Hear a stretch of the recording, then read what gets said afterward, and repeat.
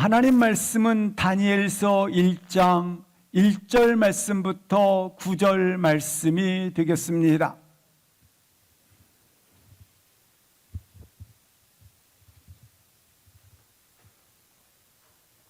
하나님 말씀 다니엘서 1장 1절 말씀부터 9절 말씀 함께 합독하십니다. 유다 왕 여호야김이 다스린 지 3년이 되는 해에 바벨론 왕 느부갓네살이 예루살렘에 이르러 성을 에워쌌더니 주께서 유다 왕 여호야김과 하나님의 전 그릇을 그의 손에 넘기심에 그가 그것을 가지고 신할 땅 자기 신들의 신전에 가져다가 그 신들의 보물 창고에 두었더라. 왕이 환관장 아스부나스에게 말하여 이스라엘 자손 중에서 왕족과 귀족 몇 사람 곧 흠이 없고 용모가 아름다우며 모든 지혜를 통찰하며 지식이 통달하며 학문에 익숙하여 왕궁에 설 만한 소년을 데려오게 하였고 그들에게 갈대아 사람의 학문과 언어를 가르치게 하였고 또 왕이 지정하여 그들에게 왕의 음식과 그가 마시는 포도주에서 날마다 쓸 것을 주어 3년을 기르게 하였으니 그 후에 그들은 왕 앞에 서게 될 것이더라. 그들 가운데는 유다 자손 곧 다니엘과 하나냐와 미사엘과 아사랴가 있었더니 환관장이 그들의 이름을 고쳐 다니엘은 벨드사살이라 하고 하나냐는 사드락이라 하고 미사엘은 메삭이라 하였고 이 사사라는 아벳느고라 하였더라. 다니엘은 뜻을 정하여 왕의 음식과 그가 마시는 포도주로 자기를 더럽히지 아니하리라 하고 자기를 더럽히지 아니하도록 환관장에게 구하니 하나님이 다니엘로 하여금 환관장에게 은혜와 긍휼을 얻게 하신지라. 아멘. 우리 인생에 있어 마음의 항아리에 가장 먼저 자리를 잡아야 하는 것이 있습니다. 가장 본질적이고 그리고 가장 중심적인 인생의 가장 핵심적인 가치, 바로 믿음의 결단이 자리를 잡아야 합니다. 우리 인생의 마음의 항아리에 믿음의 결단이 채워지기를 기도합니다. 뜻을 정하는 것 말입니다. 이것을 대신해서 삶의 저변의 가치들을 채우고 나면 신앙이 설 자리를 잃어버립니다. 세상의 요구에 절충하고 요구에 따라 살게 되면 영원히 신앙의 자리가 들어설 자리가 없다고 하는 것입니다. 그래서 먼저 채워야 할 것이 있다면 뜻을 정해야 합니다. 결단해야 합니다. 오늘 본문의 배경이 되는 1절 말씀을 보시겠습니다. 유다 왕 여호야김이 유다를 다스린 지 3년이 되던 해에 바벨론 왕 느부갓네살이 예루살렘 성을 침공하여 예루살렘 성을 에워쌌더라. 유다 민족이 우상을 쫓음으로 말미암아 하나님께서는 바벨론을 들어 유다를 심판하는 모습을 보여주고 있습니다. 이 느부갓네살 왕은 2절 말씀을 보시겠습니다.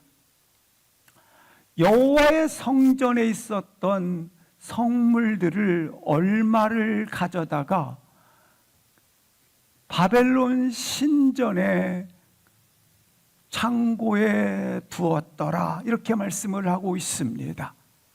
이렇게 얼마의 예루살렘 성물을 가져다가 바벨론 신전에 두었다고 성경은 기록하고 있습니다. 그리고 이 느부갓네살 왕은 새로운 정책을 펴기 시작합니다. 식민지에 대한 정책을 어떻게 펼치고 있는가? 3절 말씀을 보시겠습니다.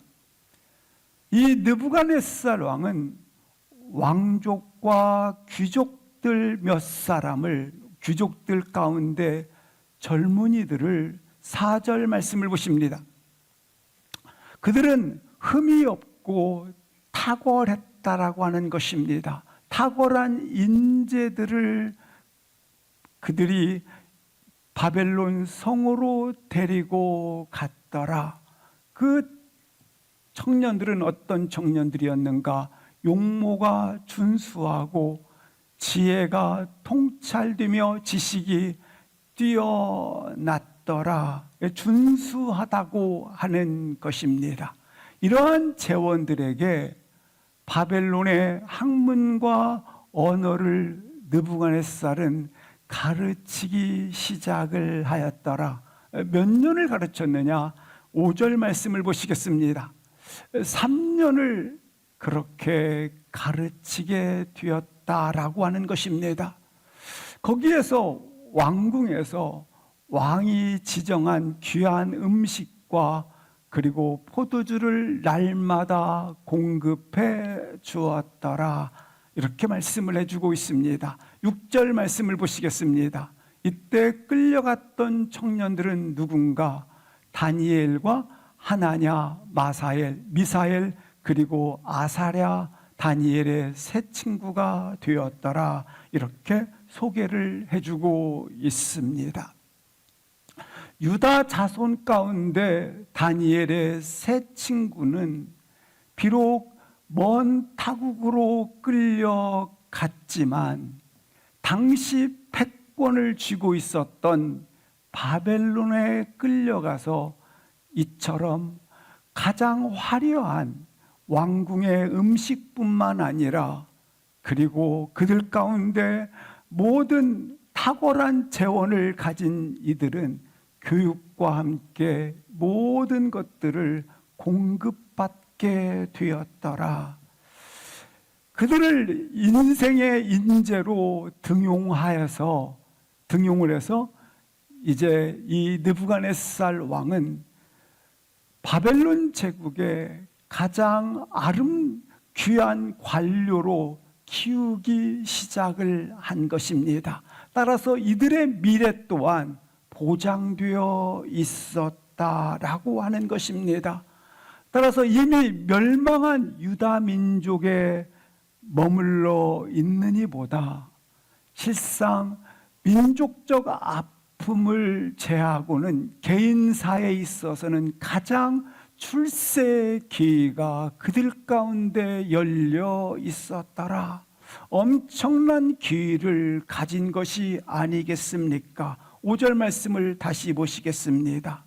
이렇게 귀한 음식과 포도주를 날마다 그들이 먹도록 공급이 되었고 탁월한 교육을 3년 동안 받은 후에는 이 바벨론 제국의 미래에 있어 그들은 3년 후에는 제국의 관료로서 그렇게 미래가 보장되어 있더라. 그러니까 먹고 살 염려가 없습니다. 또한 먹고 사는 것뿐만 아니라 미래까지 보장이 되어져 있었습니다. 민족사의 아픔을 고려하지 않는다면 개인사 입장에서는 그의 인생의 최대의 출세의 기회요, 성공에 보장된 기회가 아니겠습니까? 그런데 그들은 오늘 본문에 이와 같은 배경을 가지고 이들이 탄탄대로의 앞길이 열려져 있습니다. 패망의 길에 들어서 있는 유다 민족의 재원으로 서 있느니 이처럼 그들은 대제국의 출세 성공의 기로에 서 있었다고 하는 것입니다. 느부갓네살은 현실적으로 모든 것들을 공급해 주었고 그리고 제공해 주었습니다. 그 동시에 미래적인 것도 전혀 출세하는데 길이 막힘이 없는 길을 열어 놓았다고 하는 것입니다. 이렇게 보장해 주면서 한 가지를 요구하게 됩니다. 한 가지를 우리로 하여금 빼앗고자 하였다고 하는 것입니다. 뭐입니까? 7절을 합독하시겠습니다. 시작. 환관장이 그들의 이름을 고쳐 다니엘은 벨드사살이라 하고 하나냐는 사드락이라 하고 미사엘은 메삭이라 하고 아사랴는 아벳느고라 하였더라. 다니엘과 다니엘의 세 친구의 관리를 위임받았던 여기 시녀의 그 우두머리 또는 환관장이라고 표현을 하고 있습니다. 이 환관장이 각각의 이름을 지어주게 됩니다. 다니엘의 이름은 벨드사살, 하나냐는 사드락, 미사엘은 메삭, 아사랴는 아벳느고라 하였더라. 이렇게 각각의 바벨론식 이름을 지어 주었더라 말씀을 해주고 있습니다. 부르기 편한 이름으로 불렀다가 아닙니다. 여기 다니엘의 세 친구의 이름은 신앙 고백이 담겨져 있습니다. 하나님 여호와라는 이름이 담겨져 있습니다. 다니엘은 하나님은 나의 심판의 주인이 되십니다. 하나냐는 여호와는 은혜로우시다. 그리고 미사야는 하나님 같으니 누가 있으시랴. 그리고 아사랴는 여호와께서 도우셨다. 이처럼 이들의 신앙 고백이 하나님 여호와께 있습니다. 우리의 주관자는 여호와 하나님이십니다 라는 신앙 고백을 담고 있다고 하는 것입니다. 우리가 이름의 뜻은 분명히 그 인생의 태도와 인생의 영혼의 존재와 그 인생의 전체의 전체성, 정체성과 뿐만 아니라 그 이름은 그의 존재를 의미합니다. 근데 그 이름을 오늘 이 이름의 정체성의 이름을 한 가지로 그들은 바꾼 것입니다. 바로 바벨론식 이름 말입니다. 느부갓네살은 모든 것을 주었습니다. 제공을 했습니다. 그러나 한 가지 너의 이름을 잊어버리라는 것입니다. 너의 정체성을 버리라는 것입니다. 너의 이름을 너는 바꾸라는 것입니다. 그 이름을 바꾸고자 한 것입니다. 그 이름은 자신의 신앙 고백을 표하고 있는 그와 같은 표지가 되는 것이 아니겠습니까? 그때 바꾸라는 것입니다. 그의 삶은 전 존재적 의미는 그의 인식은 그의 인격은 바로 이름의 표시를 통해서 나타나는 것이 아니겠습니까? 근데 오늘 이름을 바꾸라는 것입니다. 이 세 친구들의 이름은 벨드사삭, 사드락, 메삭, 아벳느고인데 이 이름들은 다 우상, 바벨론의 우상과 연관되어져 있는 바로 영체 같은, 영감 같은, 뭐 다른 표현으로 영검이라 할 수 있죠. 그렇게 신과 우상과 연결된 그 신 이름이라고 하는 것입니다. 그러니까 너는 어떻게 하는 거예요? 하나님을 향한 신앙 고백의 이름을 지우고 우상 숭배의 이름을 따라 사는 자가 되라는 것입니다. 다 줄 테니, 다 줄 테니. 하나님을 향한 믿음의 정체성을 잊어버리고 버리고 그 이름을 너가 기억하지 말고 살라는 얘기입니다.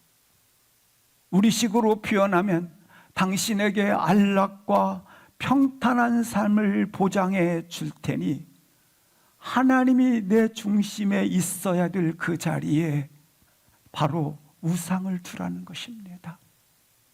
하나님을 고백하는 신앙의 자리에 너는 세속적 우상으로 대체시키라는 것입니다. 분명히 하나님께서 부르시고 변화를 시킨 후에는 이렇게 이름을 부르셨습니다. 아브라함을 아브라함으로, 야곱을 이스라엘로, 그리고 시몬을 베드로로. 그 인생을 그렇게 부르신 이는 하나님이 그 이름을 부를 때마다 하나님의 기대를 가지고 부르신 것입니다. 하나님의 기대가 담겨져 있고 하나님의 부르심 속에는 하나님의 뜻이 담겨져 있다고 하는 것입니다.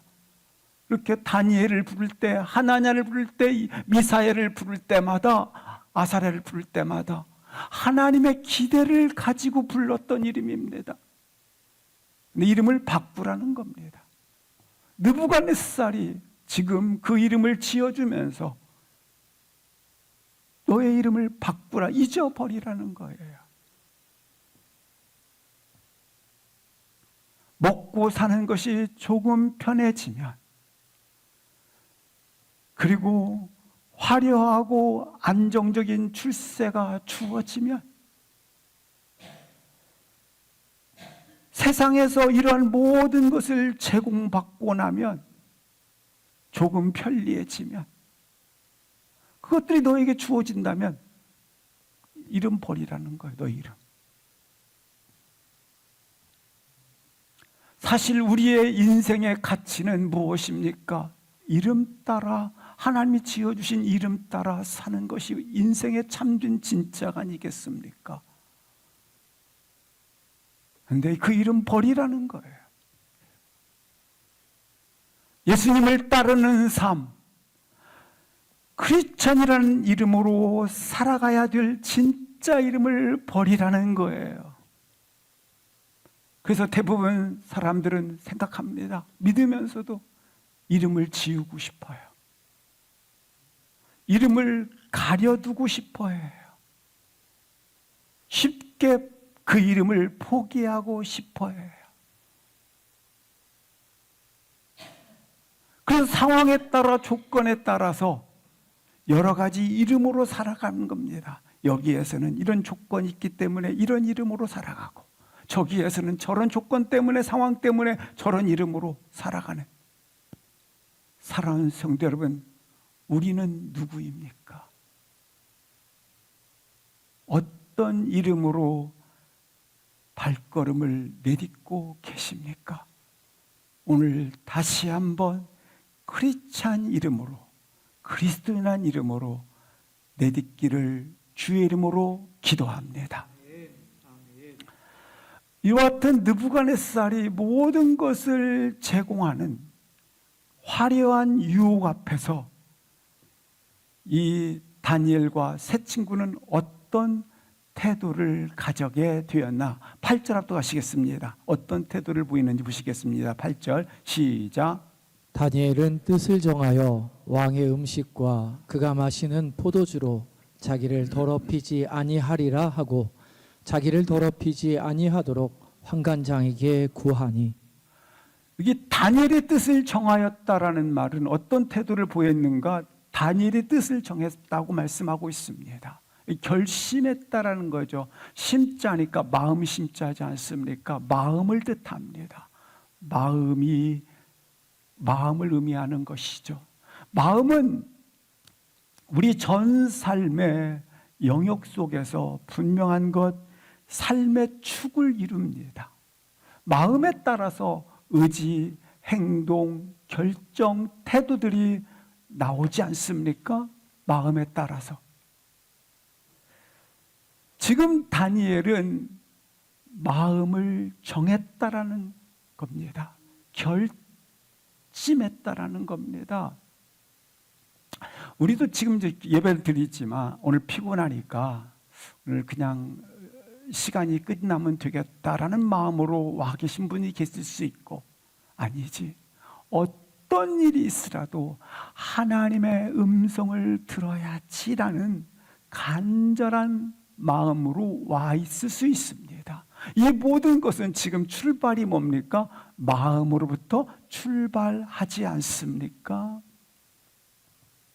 이 마음은 우리의 행동과 태도와 삶의 인격과 그리고 삶의 모든 것들을 결정해 주기 때문에 오늘 다니엘이 어떻게 표현했다? 마음을 결심을 했다고 하는 것입니다. 다니엘은 이 말씀 속에는 느부갓네살의 그와 같은 것들을 간파했다라는 것입니다.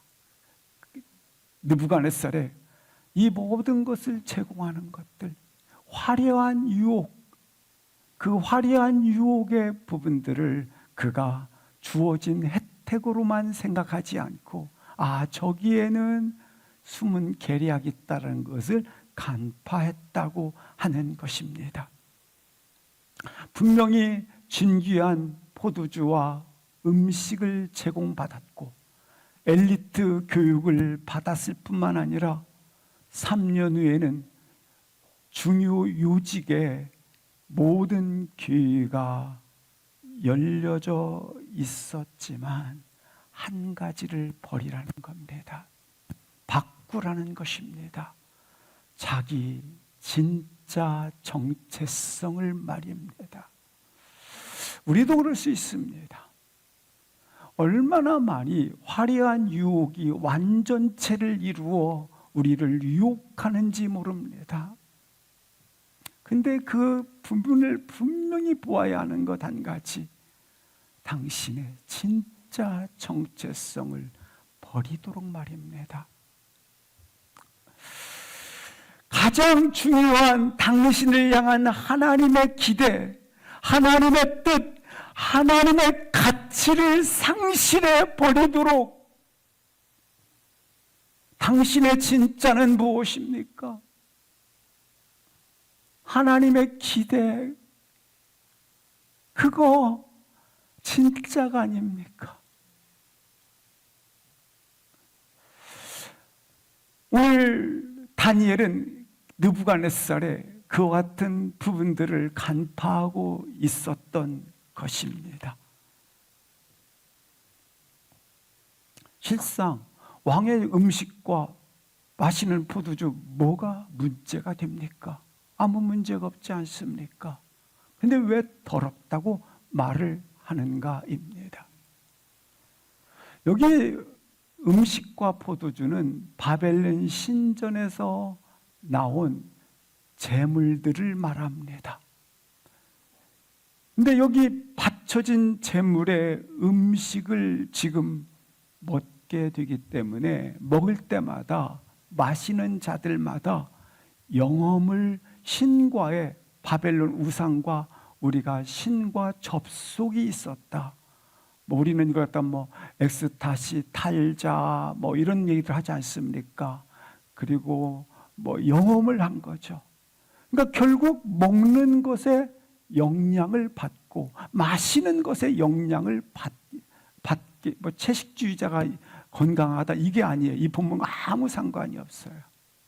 그거 아무 상관이 없어요. 여기서는 본문에서는 방주하는 것이 바로 여기 먹고 마시는 것에 영향을 받았는데, 왜 영향을 더럽다고 받았는가? 바로 영험을 이 우상 숭배와 하기 때문에 이 음식을 먹는 자 이와 같이 영향을 받게 되었다고 하는 것입니다. 그래서 다니엘은 이것을 먹는 것이 더럽다라는 것을 분명히 했기 때문에 오늘 자기 정체성을 분명히 합니다. 다니엘이 결심하였도다. 자신이 왜 이런 고백을 했는지 그것을 의지적으로 이렇게 표현합니다. 다니엘서 8장 1절 말씀을 보시겠습니다. 나 다니엘은 8장 15절 말씀을 보시겠습니다. 나 다니엘은 9장 2절 말씀을 보시겠습니다. 중반절에 보면 나 다니엘이 이렇게 표현합니다. 지금 다니엘은 벨드사살이란 이름으로 바벨론에서 이미 바꾸어져 부르고 있습니다. 그런데 다니엘은 자기가 그냥 동치원년에 다니엘이 책을 통해 이럴 수 있지 않습니까? 그러나 자신의 중심 하나님을 향한 정체성을 다시 한번 밝히고 있어요. 나 다니엘은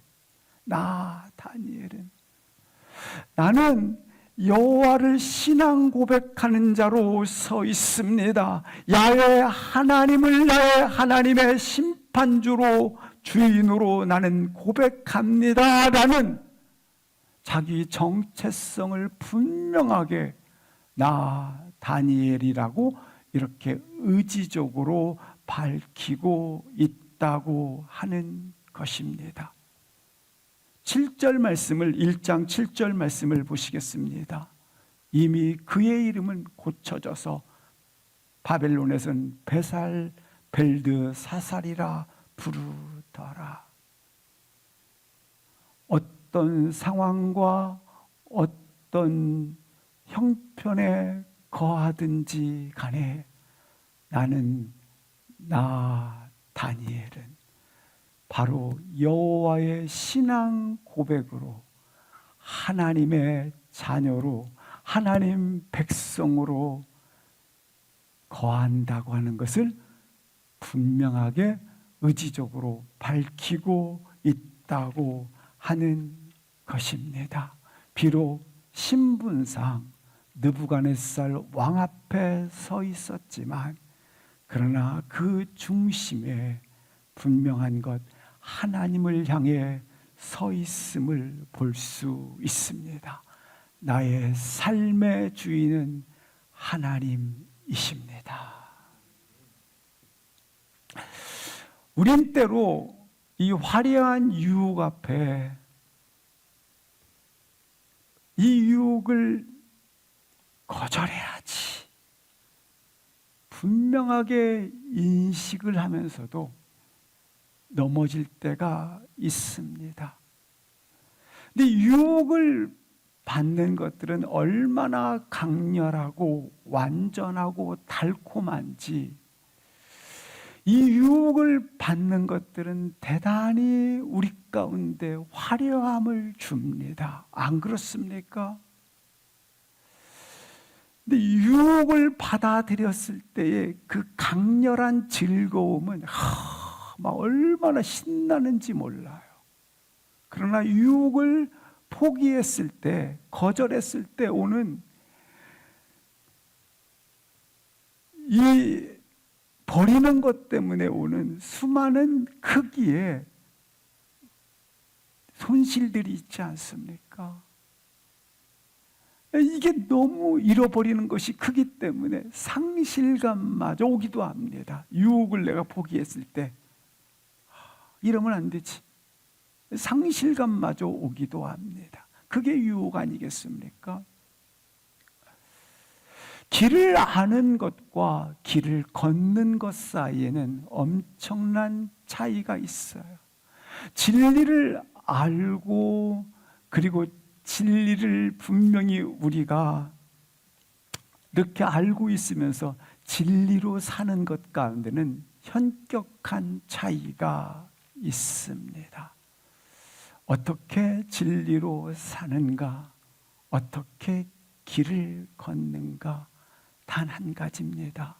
오늘 다니엘처럼 뜻을 정하기를 축복합니다. 다니엘처럼 오늘 다시 한번 결심할 수 있기를 바랍니다. 자신 앞에 제시되고 있는 세상의 유혹들에 대해서 어떻게 흔들리지 않고 신앙 고백의 길을 걸을 수 있는가? 단 한 가지, 결심하는 것입니다. 할렐루야! 아멘. 시대가 어두울수록 더 그렇습니다.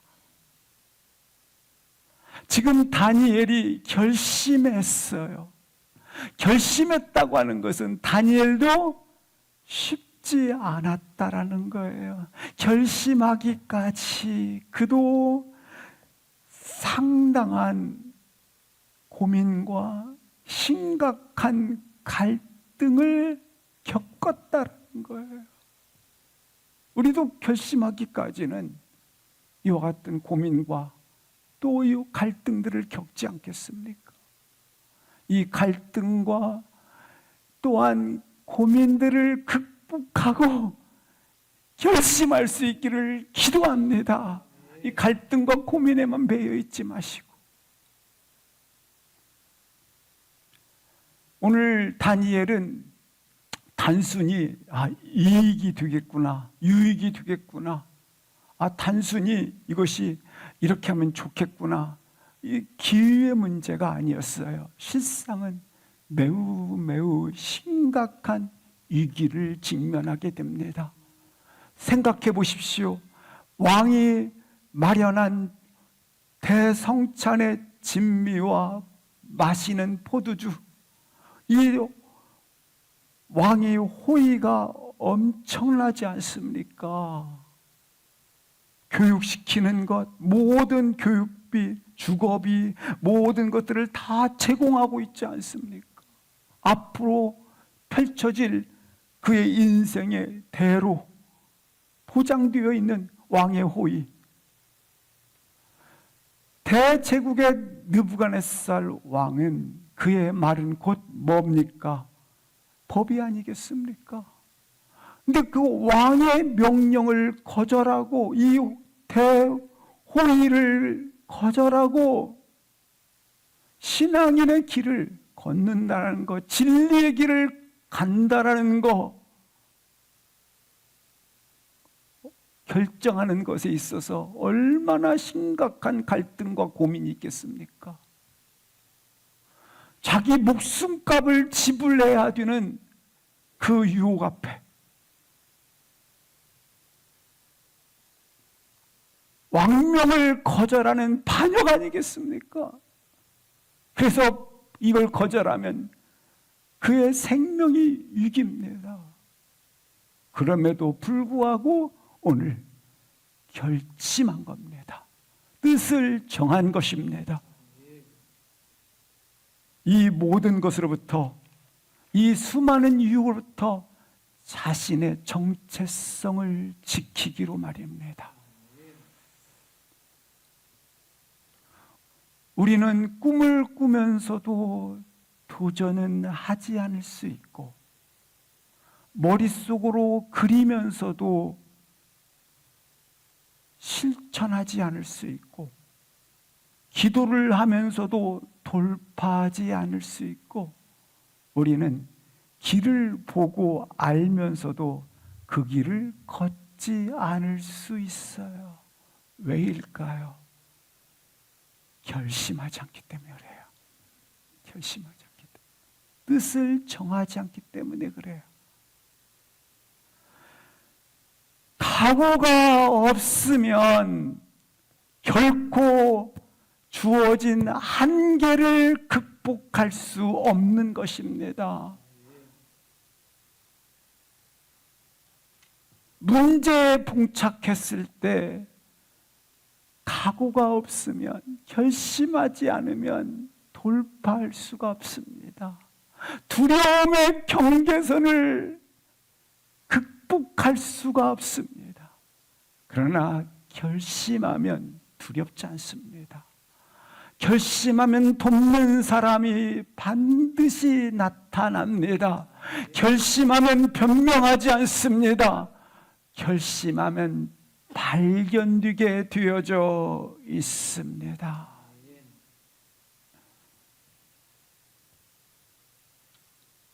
하나님의 사람으로서 오늘 우리 가운데 다시 한번 이 각오가, 이 결심이 일어나기를 주의 이름으로 축복합니다. 이 결심은 마치 믿음의 지렛대와 같아요.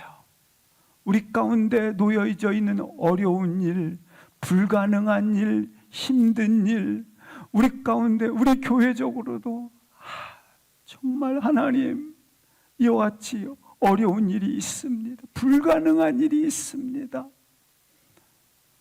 교회 전체적으로 각오해야 될 일들도 있어요.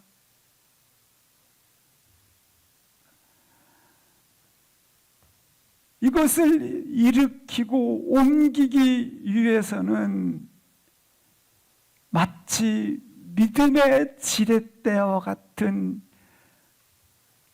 결심, 우리가 아무리 무거운 짐, 돌이 있다 할지라도 지렛대를 이용해서 차에 옮기고 더 다른 지역으로 옮기지 않겠습니까? 일으키지 않겠습니까? 마찬가지로 믿음의 지렛대인 이 결심을 통해서 어렵고 힘들고 고달프고 두려웠던 모든 것들을 일으킬 수 있는 능력이 된다고 하는 것입니다. 우리 초대교회 기록 가운데 한 가지 분명하게 발표된 것이 있습니다. 그것은 초대교회 사도들뿐만 아니라 성도들의 이름이 이 벽마다 기록된 것이 있는데 디테디우스라는 말이 기록되어 있다고 합니다. 이는 사람 앞에 붙여진 별칭이 되겠습니다. 디테디우스 베드로, 디테디우스 바울, 디테디우스 사도들에 붙어 있을 뿐만 아니라 성도들의 이름이 디테디우스 잔, 디테디우스 돌, 디테디우스 로이, 이와 같은 이름들이 항상 이름 앞에 이 별칭이 붙어 있다고 합니다. 그리스도인들이 이 디테디우스, 주님을 믿습니다라고 고백하는 순간 10대 박해가 있는 것처럼 잔혹한 차명에 처해지고 극한 화형에 처해지고 매서운 칼날이 들이닥치는 그때에 그들 앞에 붙어있는 별칭 하나, 디테디우스. 이 디테디우스의 뜻은 결코 염려하지 않는 사람. 이러한 10대 박해와 환경과 상황이 주어진다 할지라도 디테디우스 성도, 디테디우스 이름, 결코 두려워하지 않습니다. 결코 염려하지 않습니다. 어떤 상황이 온다 할지라도.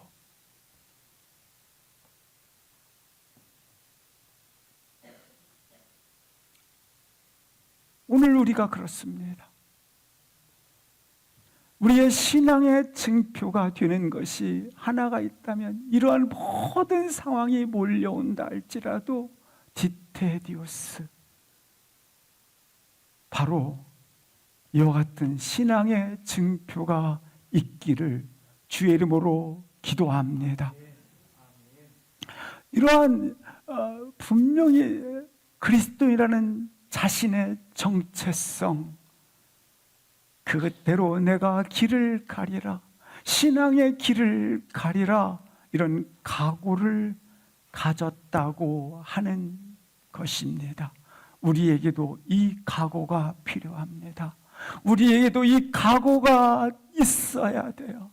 우리에게도 다시 한번 이 결심이 일어나야 돼요. 하나님, 이와 같이 마지막 때에 우리가 걸어갈 길을 이 결심이 있어야 되는 거예요. 세상의 도전 앞에서, 세상의 사람들의 평가 앞에서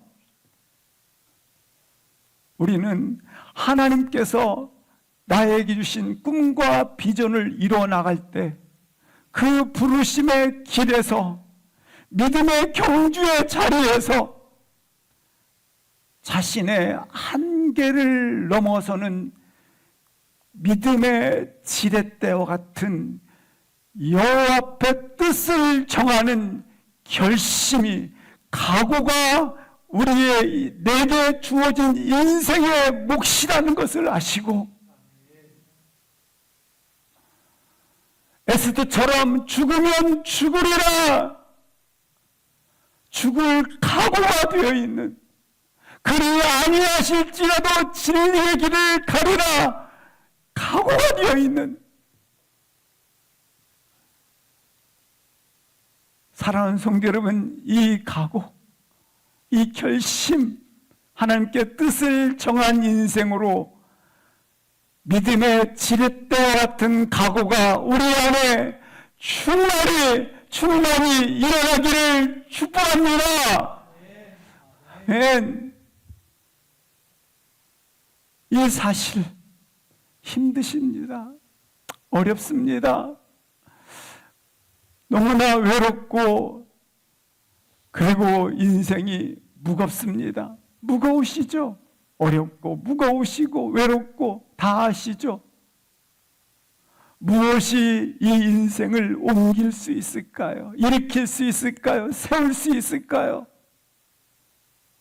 오늘 믿음의 지렛대인, 다시 한번 하나님께 뜻을 정하는 각오가 있기를 주의 이름으로 기도합니다. 그런데 오늘 다니엘이 결심을 하기까지 한 가지를 주목하셔야 할 것이 있습니다. 결단하지 않습니까? 그냥 바로 이 시간 결단합니까? 결단했습니다. 이런 결단이 아니라 과정을 통과했다고 하는 겁니다. 이 결단하기까지는. 우리가 북극에 가면 빙산의 일각이라는 말을 씁니다. 부력을 통해서 이 빙산이 떠올라 있는 것이죠. 그렇지 않습니까? 근데 이 빙산이 떠올라 있을 뿐이지 그 수면 밑에는 그것보다 몇백 배의 이와 같은 수면에 보이지 않는 그와 같은 얼음들이 가득 위에 채워져 있습니다. 마찬가지로 하나님께서 뜻을 정한 인생의 결심 가운데는 그 수많은 수면에 깔려져 있는 과정들이 있었다고 하는 것입니다.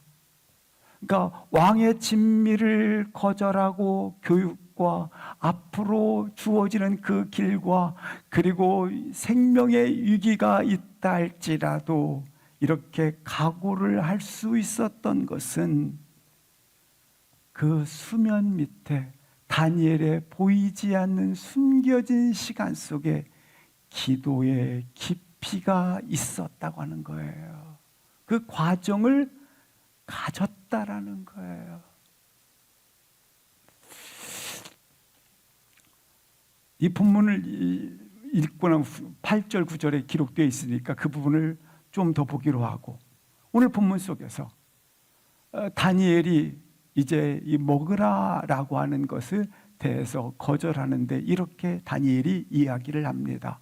우리로 이것을 먹게 되면 우리가 부정하게 되므로 먹을 수 없다라고 하는 것을 환관장에게 이야기를 합니다. 그래서 우리를 더럽히지 않게 해달라 이러자 환관장이 이 부탁을 듣고 이렇게 두려워서 말을 합니다. 10절 보시겠습니다. 환관장이 다니엘에게 이르되 우리가 두렵습니다. 만약에 당신이 채소와 물만 먹고 초췌해진다면 우리가 왕 앞에서 위태롭습니다. 우리 생명 끝입니다. 우리도 두렵습니다. 그러자 11절부터 13절까지 다니엘이 이렇게 말합니다.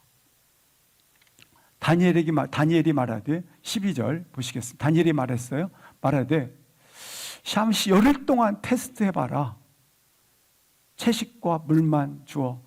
어떤 분들은 그래서 채식주의자가 되어야 된다. 이 본문을 이렇게 얘기하는 분들이 있는데 그것은 아닙니다. 절대 그것과 상관없어요.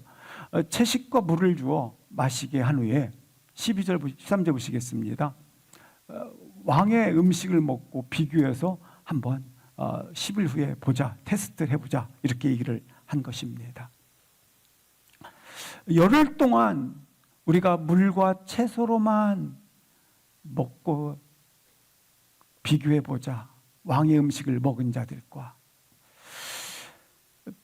이 다니엘이 어떻게 이렇게 자신감이 있을까? 확신과 담대함이 있었을까입니다. 지금 다니엘이 자신감 있잖아요. 왜? 어떻게? 다니엘에게는 구체적 전략을 가지고 있었습니다. 그 뭐냐면 10일 동안 테스트해봐라. 그리고 우리로 하여금 물과 채소만 먹게 하라. 그리고 비교해봐라. 전략을 가지고 있었어요. 이 전략이 어디에서 나왔느냐라는 거예요. 이 전략이. 믿음의 사람들은 그래서 주사위를 던지듯이 이렇게 운이네 좋았어. 이건 그냥 이런 일도 있을 수 있지 할 수 없어. 그냥 이렇게 살아가는 사람들이 운이 좋았어, 나빴어, 우연이었어, 아니야. 뭐 이렇게 살아가는 사람들이 우리 크리스찬들이 아니지 않습니까? 지금 여기 다니엘에게 있는 자신감의 원천은 어디에서 나왔는가? 바로 하나님의 뜻을 알았기 때문에 그렇습니다. 하나님 뜻. 하나님으로부터 나온 거 말이죠.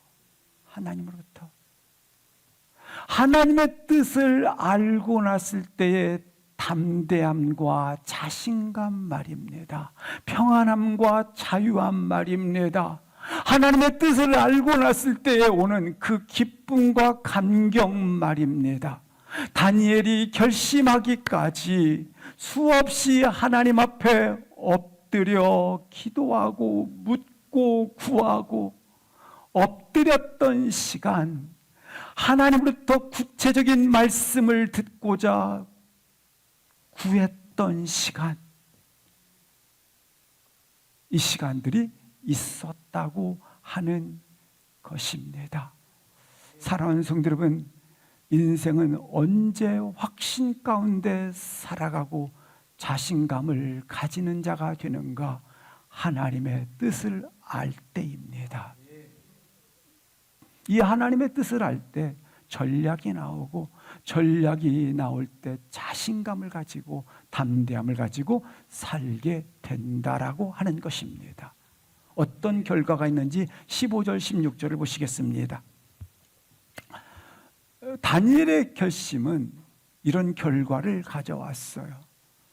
어떤 결과를 가졌어요? 왕의 음식을 먹는 자보다 더욱 아름답고 더 좋아 보인지고 더 윤택하더라. 이런 결과를 가져왔어요. 16절에 어떤 결과를 가져옵니까?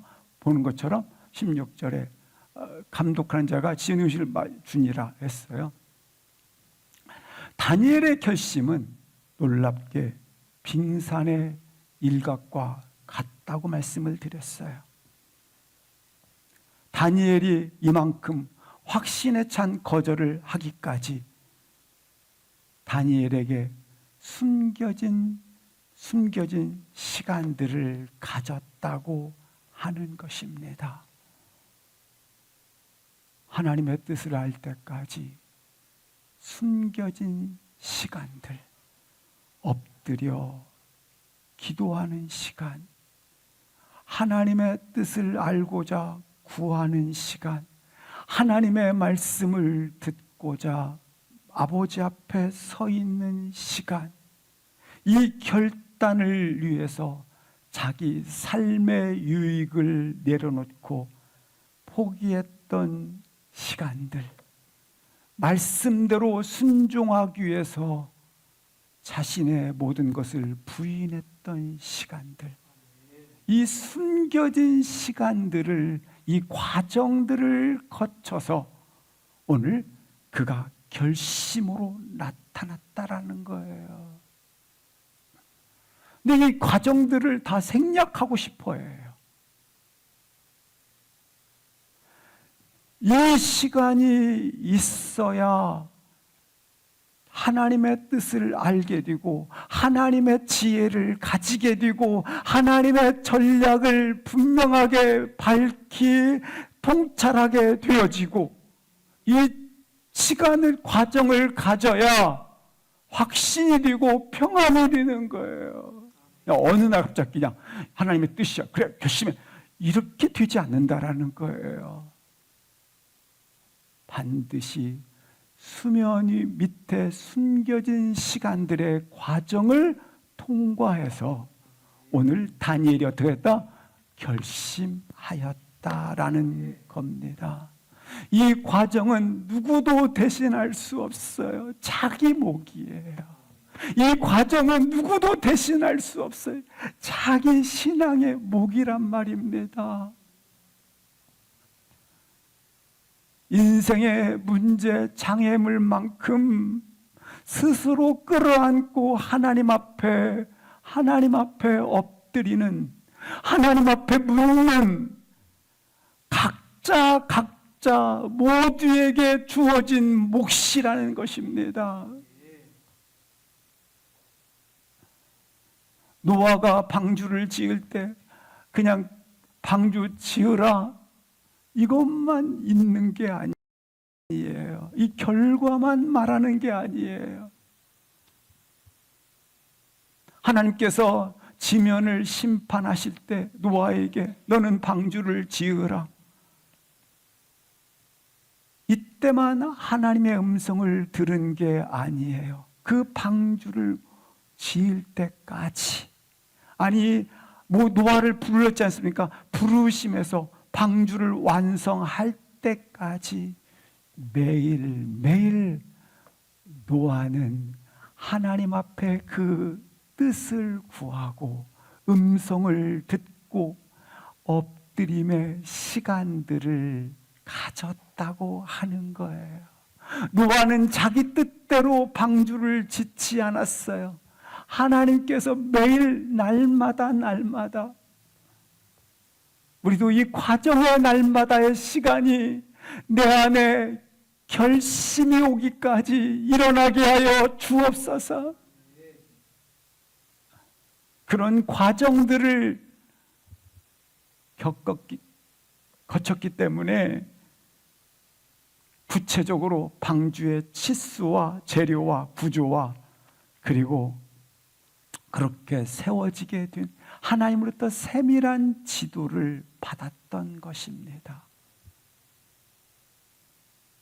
구체성을 받았기 때문에 노아는 어떤 상황 속에서도 흔들리지 않고 매일매일 하나님 앞에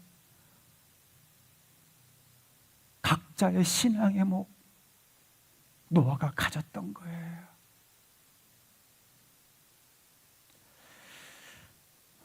우리 가운데 두 마음을 품지 않기 위해서, 우리 가운데 잃어버린 이름이 되지 않기 위해서, 이름을 버리지 않기 위해서 이 과정이 필요한 거예요.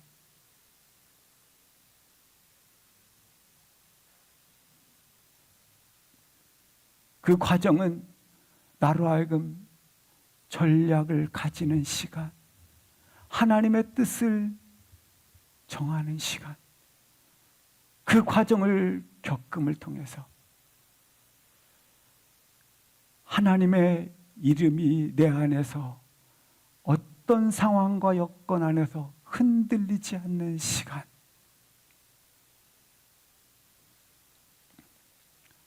이 과정을 통과할 때 주어지는 축복이 있어요. 17절, 20절 합독하시겠습니다. 17절 말씀과 20절 같이 한번 합독하시겠습니다. 시작.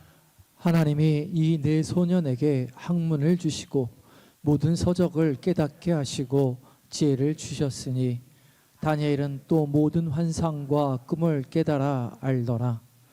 왕이 그들에게 모든 일을 묻는 중에 그 지혜와 총명이 온 나라 박수와 술객보다 10배나 나은 줄을 아니라. 보세요. 여기 한번 보세요. 17절만 보여주시겠습니다. 이 과정을 통과하면서 이 다니엘이 알더라, 깨달아. 이 과정을 통과해야 하나님이 나의 보호자라는 것을 알구나. 하나님이 나의 인도자임을 알더라. 하나님이 나의 주권자임을 알더라. 나의 주인임을 알더라. 이게 이 과정을 통과해야. 그 결과물도 중요하지만 사실은 다니엘서를 통해서 보여주는 축복 중에 하나는 본실이죠. 본심. 아버지의 본심은 이거죠. 아는 거. 이 과정을 통과하는 가운데 아는 거예요. 하나님이 보호자가 되셨구나. 하나님이 인도자가 되셨구나. 하나님이 나의 주권자, 주인이 되셨구나.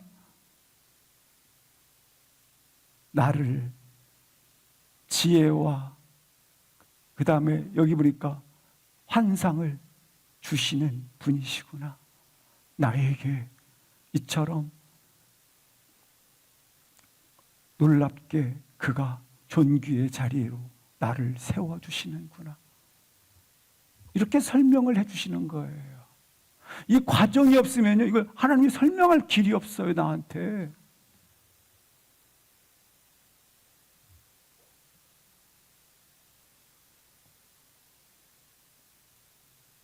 그래서 나의 존재를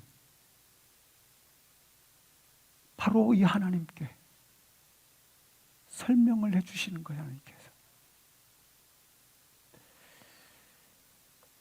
만물의 주인은 하나님이십니다.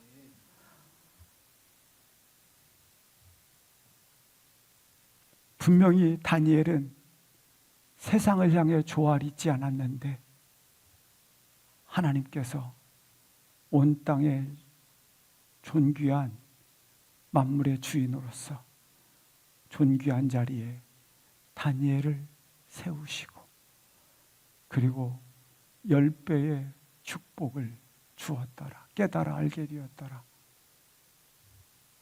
세상의 머리가 되게 하였도다. 하나님 앞에서 결국 우리가 뜻을 정하고 하나님께서 나의 인생에 놀랍게 정하신 뜻을 따라 걸어갈 수 있기를 주의 이름으로 축복합니다. 아멘, 아멘. 우리 함께 일어나셔서 찬양 같이 합시면서 기도하시겠습니다.